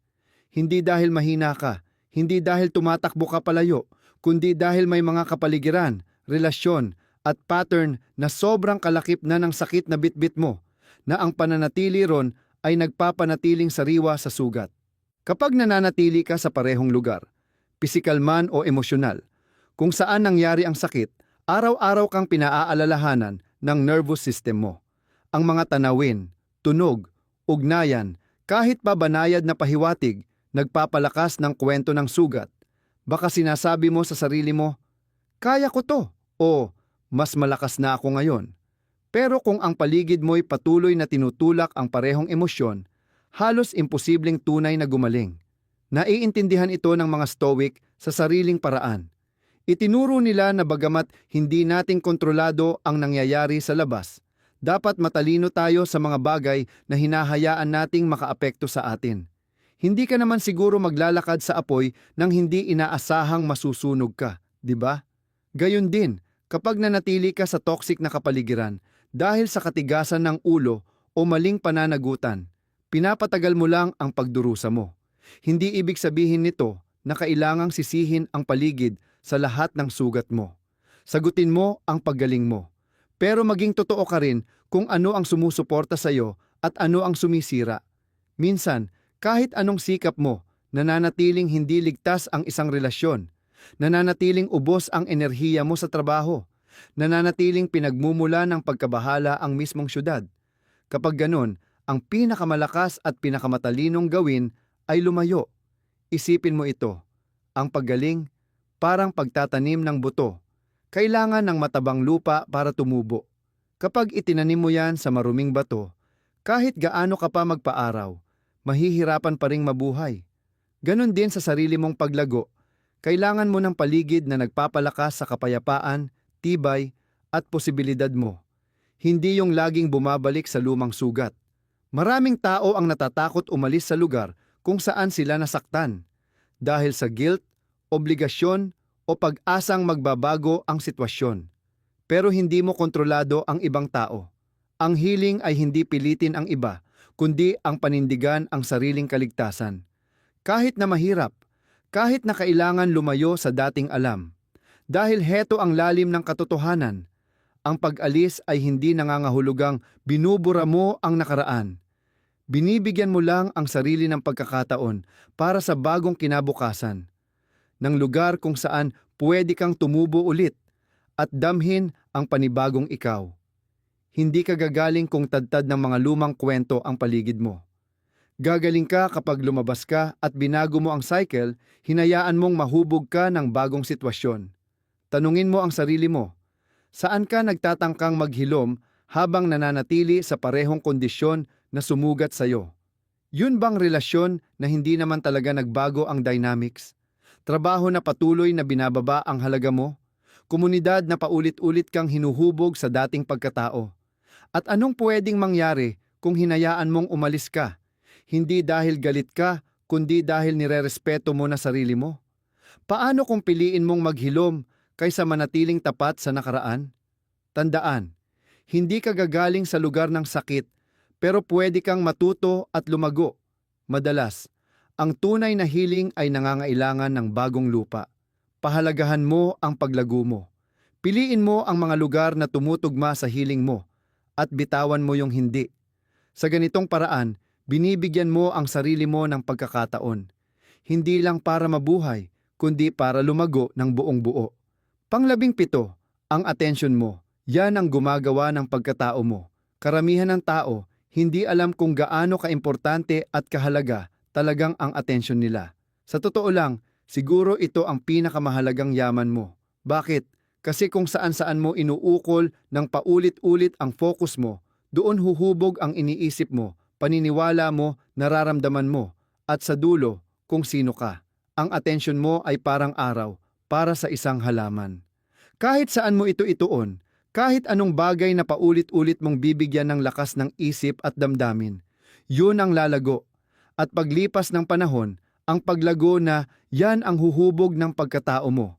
Kapag lagi kang nakafocus sa takot, magiging balisa ka. Kapag laging galit at hinanakit, magiging mapait ka. Kapag laging sa disiplina at pag-unlad, magiging matibay ka. Kapag laging ipinagpapasalamat, magiging payapa ka. Ito ang dahilan kung bakit napakahalaga para sa mga Stoic ang pagtutok ng isip. Sabi nga ni Marcus Aurelius, ang kaluluwa ay kinukulayan ng kulay ng mga iniisip nito. Naiintindihan niya na kung saan ka madalas magbabad ng pag-iisip, yun ang magiging katauhan mo, nagiging kalikasan mo. Pero ngayon, ang atensyon mo ay laging sinusubok. Pinagkakakitaan ng digital na mundo ang pagkubkob sa focus mo. May mga algorithm na dinisenyo para panatilihing scroll ka lang ng scroll. Mga balita para galitin ka. Mga notifikasyon na hinahati ang atensyon mo sa daan-daang direksyon. At kung hindi ka magiging sinadya, nagiging pira-piraso ang atensyon mo, rasyo sa mga bagay na walang koneksyon sa totoong paglago mo o kalagayan ng loob. Ang resulta, nararamdaman mong hiwalay ka, balisa, at laging nagre-react, hindi dahil likas na magulo ang buhay, kundi dahil natutunan na ng isip mo na mamuhay sa kaguluhan. Pero heto ang nakakapalayang katotohanan. Pwede mong bawiin ang iyong atensyon. Pwede mong piliin kung saan ka magfo-focus. At sa ganitong paraan, pwede mong buuin ng kusa ang pagkatao na gusto mo. Nagsisimula ito sa kamalayan. Tanungin mo ang sarili mo, saan napupunta ang atensyon ko araw-araw? Ano ang pinapakain ko sa isip ko? Anong mga usapan ang sinasalihan ko? Anong mga content ang ginagamitan ko ng oras? Anong mga sariling usapan sa isip ang paulit-ulit kong ina-analyze? Kung ang sagot ay puro negatibo, takot o distraction ang focus mo, hindi na nakapagtataka kung bakit pakiramdam mo ay natatali ka. Pero ang magandang balita, kaya mong baguhin ito. Kaya mong sanayin ang iyong atensyon sa mga bagay na makakatulong sa iyo sa pamamagitan ng intentional na practice.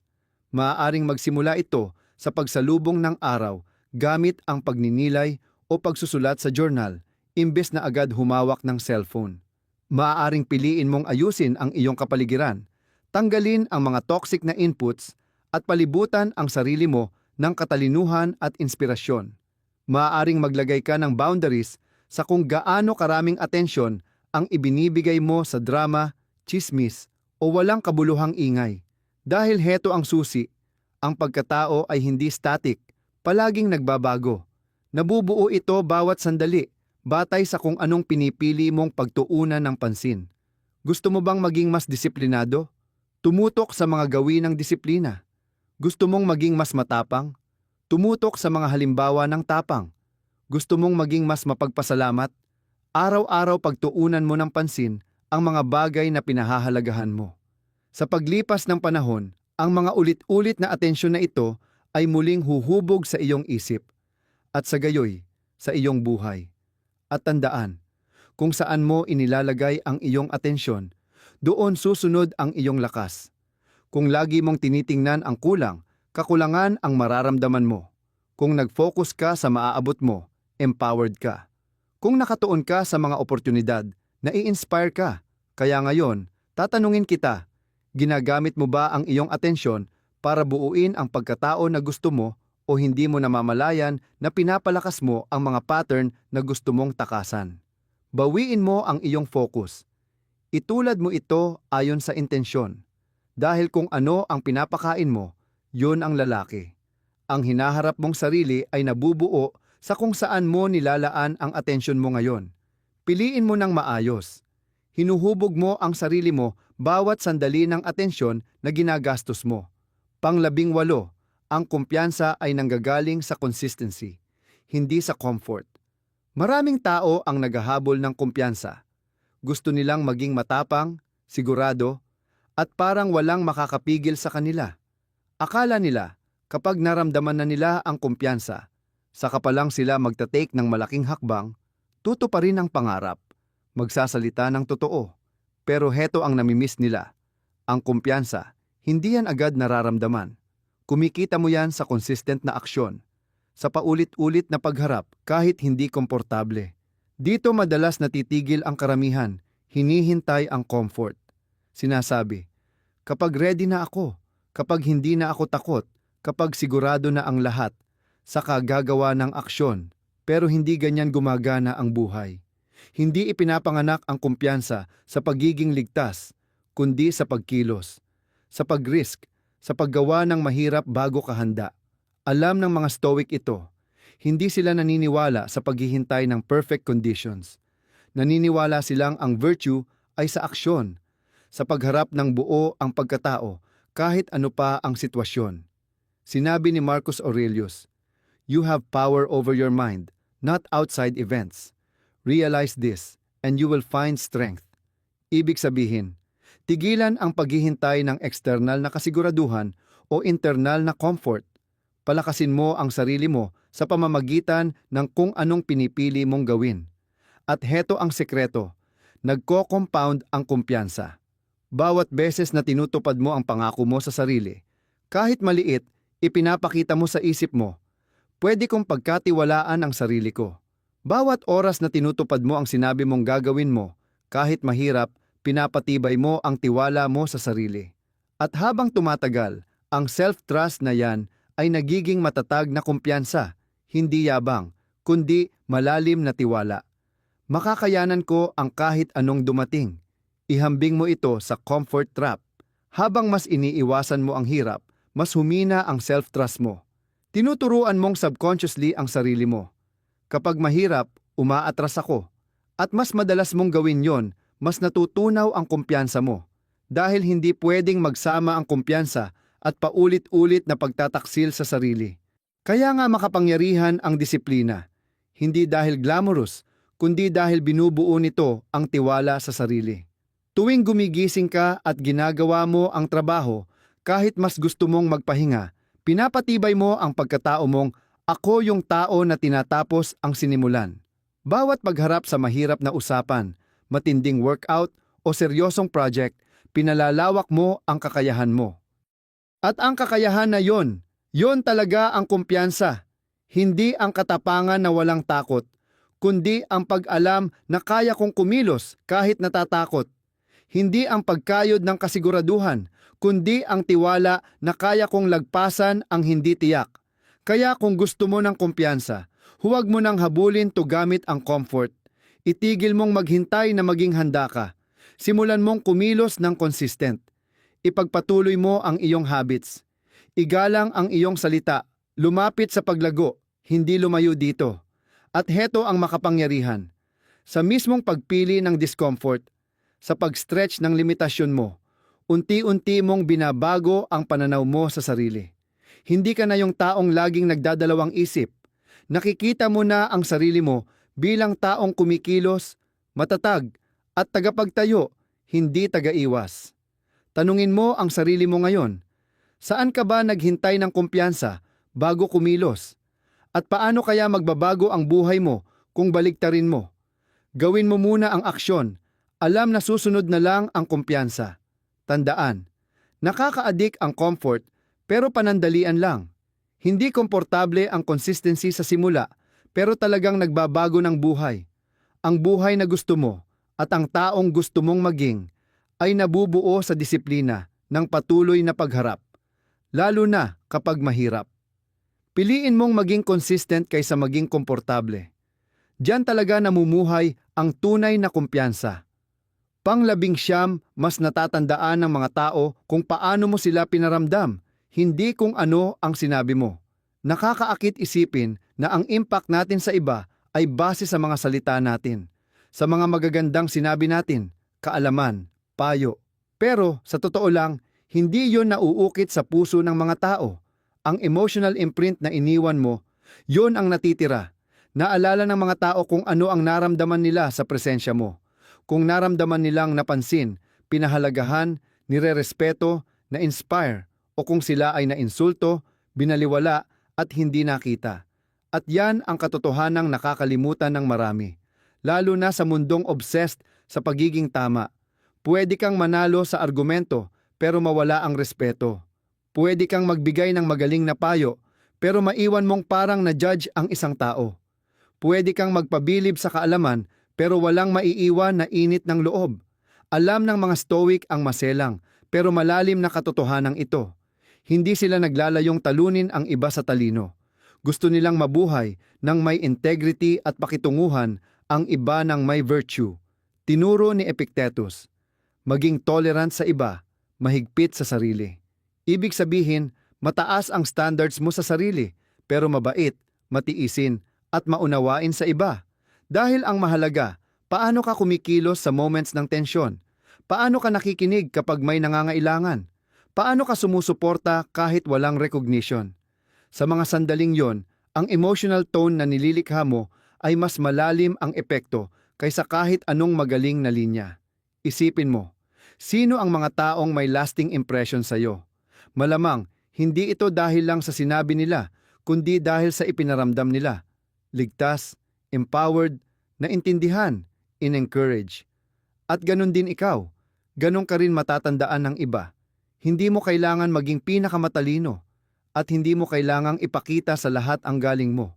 Pero kung ikaw ang taong nagdadala ng kalma sa kaguluhan, pag-asa sa discouragement, linaw sa kalituhan, yan ang pamana na mas mahalaga sa pagiging tama. Pero kailangan ng pagkamalay. Sa bilis ng mundo, madaling maging reactive, maging maputol, mabilis magpayo, gustong mapatunayan ang sarili. Pero ang presence ay mas makapangyarihan kaysa performance. Kapag nagbawas ka ng bilis, tunay kang nakinig, at nakipag-usap ng may respeto at curiosity, lumilikha ka ng environment na nararamdaman ng iba na mahalaga sila. At hindi ito tungkol sa pagpapanggap o pagiging labis na agreeable, kundi tungkol sa integridad. Tungkol ito sa pagtutugma ng kilos mo sa mga values na gusto mong isabuhay. Tandaan, kung paano mo pinaparamdam ang iba, sumasalamin yan sa kung sino ka na. Tanungin mo ang sarili, ano ang nararamdaman ng mga tao pagkatapos kausap ka, energized o drained, nakita o binaliwala, nirespeto o na-judge, na-inspire o na-discourage. At mas mahalaga, anong maliliit na pagbabago ang pwede mong simulan ngayon para maging presensya na gusto mong dalhin sa mundo? Hindi ito tungkol sa malalaking gestures, kundi araw-araw na maliliit at malay na mga desisyon, isang totoong pakikinig, isang salita ng encouragement, isang pasensyosong tono. Dahil sa huli, maaaring makalimutan ng mga tao ang sinabi mo o ang ginawa mo, pero hindi nila malilimutan kung paano mo sila pinaramdam. At diyan, iyan ang pinakamatinding impact mo. Siguraduhin mong sulit yan. Ikaw 20. Mabuhay ka para sa sarili mong magiging ikaw, hindi para sa pansamantalang ginhawa. Araw-araw, bawat desisyon mo, bumoboto ka, hindi lang para sa kung saan ka ngayon, kundi para sa kung sino ka magiging bukas. At ang totoo, maraming taong ipinagpapalit ang future na peace, strength, at tagumpay nila para lang sa saglit na ginhawa ngayon. Madali kasi. Sa totoo lang, ini-encourage pa ng modernong buhay. Skipping ang workout. Mas masarap magpahinga. Mag-scroll pa ng 1 oras. Mas madali kaysa mag-focus. Ipaliban ang mahirap na usapan. Mas komportable iwasan muna. Pero tuwing inuuna mo ang pansamantalang dali, tahimik mong sinasabi sa future self mo, ikaw na lang ang bahala sa consequence. At ang mga consequence na yon, nagkakapatong-patong, ang kalusugan na pinalampas mo ngayon, siya ring magiging struggle mo bukas. Ang mga hangganan na iniiwasan mong itakda ngayon ay nagiging sama ng loob na dadalhin mo balang araw. Ang mga pangarap na pinipigil mo ay nagiging mga pagsisisi. Tinuruan tayo ng mga Stoic na mag-isip ng pangmatagalan, hindi dahil sa takot, kundi dahil sa karunungan. Sinabi ni Marcus Aurelius, huwag sayangin ang natitirang bahagi ng iyong buhay sa pag-iisip tungkol sa iba. Sa halip, ituon mo ang sarili sa kung paano mo pinakamahusay magagamit ang kasalukuyan upang hubugin ang hinaharap. Sa madaling salita, mabuhay ka araw-araw bilang paghahanda, bilang pag-align sa taong nais mong maging. At narito ang mapagpalayang katotohanan. Hindi mo kailangang maging perpekto. Hindi mo kailangang baguhin ang buong buhay mo agad-agad. Kailangan mo lang simulan ang paggawa ng mga desisyon, maliliit, tuloy-tuloy, na pasasalamatan ka ng sarili mong hinaharap. Tanungin mo ang sarili mo, ano ang mararamdaman ko bukas kung gagawin ko ito ngayon? Paano huhubugin ng aksyon o kawalan ng aksyon na ito ang buhay na binubuo ko? Nagsisilbi ba ito sa hinaharap na gusto ko? O panandali ang ginhawa lang ito para sa kasalukuyan? Dahil ito ang totoo, ang buhay ay may bayad. Pwede kang magbayad ngayon sa pamamagitan ng effort, disiplina, at kaunting hindi komportable. at makamit ang pangmatagalang kalayaan. O pwede kang umiwas sa bayad ngayon, pero darating din ang utang maya-maya, kadalasan may interes pa. Lahat ng parte ng buhay apektado. Sa kalusugan mo, gumalaw ka ngayon para maglingkod ang katawan mo bukas. Sa isipan mo, matuto ka ngayon para tumalas ang pag-iisip mo kalaunan. Sa mga relasyon mo, mag-invest ka ngayon para lumalim ang tiwala at koneksyon. Sa layunin mo, kumilos ka ngayon para tumubo ang kasiyahan. At ito ang maganda. Habang namumuhay ka sa ganitong paraan, nagiging natural na siya. Unti-unti mong makikilala ang sarili mo bilang taong ginagalang ang kanyang future self. Nawawala ang kapit ng panandaliang tukso. Ang mas malalim na kasiyahan mula sa integridad at pag-unlad ay nagiging premyo na mismo. Siyempre, hindi ibig sabihin nito na bawal ang lahat ng saya o puro sakripisyo ang buhay. Ang ibig sabihin lang, matutukoy mo kung alin ang totoong nagpapalusog sa'yo at alin ang mabilisang pagtakas lang. Tanungin mo, dadalhin ba ako ng desisyong ito papalapit sa buhay na gusto ko o palayo? Kaya ito ang tanong ko ngayon, saang bahagi ng buhay mo inuna ang agarang ginhawa kaysa sa pangmatagalang pag-unlad? At anong isang maliit na hakbang ang pwede mong gawin ngayon para mabago mo ang pattern na iyon? Dahil sa huli, yung future self mo ang mabubuhay sa resulta ng mga desisyon mo ngayon. Pwede mong piliing gawing pinagmumula ng pagmamalaki, hindi pagsisisi, ang mga resulta na yan. Mabuhay ka ngayon para sa taong gusto mong maging. Piliin ang disiplina kaysa sa dali. Piliin ang alignment kaysa sa pag-iwas. Piliin ang buhay na 1 taon mula ngayon, 5 taon mula ngayon, mapapaisip ka ng, salamat sa nagdesisyon ako noon. Iyan ang daan ng karunungan. Iyan ang totoong landas ng kalayaan. Kaya narinig mo na, 20 mahahapding katotohanan. Baka may ilan na hindi komportable, may ilan na tumama sa loob, may ilan na naghamon sa paraan mo ng pamumuhay. At iyan mismo ang punto, dahil ang katotohanan, kapag totoo, hindi nagpapaligaya, itinaas ka nito. Inaalis nito ang mga ilusyon. Hinaharap ka nito sa dapat mong makita, hindi lang sa gusto mong paniwalaan. At kapag nagkaroon ka ng tapang na tanggapin ang mga katotohanang ito, may nagbabago. Titigil kang maghintay, titigil kang manisi, titigil kang magpabukas-bukas sa buhay na alam mong kaya mong mabuhay. At ito ang gusto kong tandaan mo. Hindi sapat na alam mo ang mga katotohanang ito. Marami ang nakaririnig ng karunungan pero walang ginagawa tungkol dito. Ang tunay na nagbabago, ang tunay na tumataas ay yung mga kumikilos, yung hinahayaan ang mga katotohanang ito na hubugin ang bawat araw nila, na isinasabuhay nila, hindi lang hinahangaan. Kaya ngayon, habang bumabalik ka sa sarili mong buhay, tanungin mo, anong gagawin ko ngayon ng iba? Ano ang bibitawan ko? Ano ang pipiliin ko? Ano ang itatayo ko? Dahil sa huli, walang darating para iligtas ka. Hindi maghihintay ang buhay sa motibasyon mo. Paubos ang oras, sandali-sandali. Pero ikaw, nandito ka. Kaya mo to, handa ka na. Yakapin mo ang mga katotohanang ito. Hayaan mong hasain ka nito. Gabayan ang susunod mong hakbang. At habang ginagawa mo ito, makikita mo ang isang makapangyarihang bagay. Kalayaan. Hindi yung mababaw na kalayaan ng pag-iwas sa hirap, kundi yung malalim. Matatag na kalayaan na dala ng malinaw na layunin, disiplina at saysay. At kung may nakuha kang halaga sa episode na ito, kung may naantig sa'yo, iniimbitahan kitang manatiling konektado. Mag-subscribe, ibahagi ito sa mga kailangan nito, at patuloy na bumalik sa landas na ito. Dahil ang paglago ay hindi isang beses na pangyayari. Isang panghabambuhay na pagpili ito. Piliin mo, simula ngayon.